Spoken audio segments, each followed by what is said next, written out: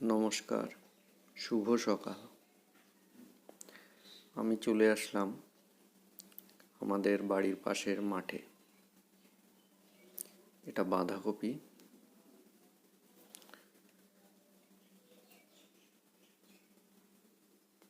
এগুলো মাচার উচ্ছে, গাছগুলো মরে গেছে। এগুলো লঙ্কা। শীতকাল মানেই মাঠে প্রচুর পরিমাণে সবজি থাকে।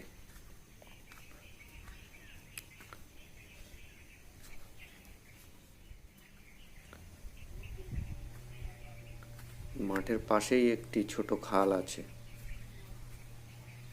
দেখে আসি। খালের জল অনেক শুকিয়ে গেছে।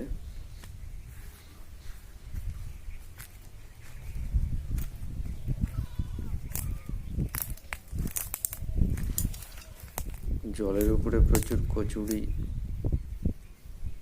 পানা গাছ হয়ে আছে।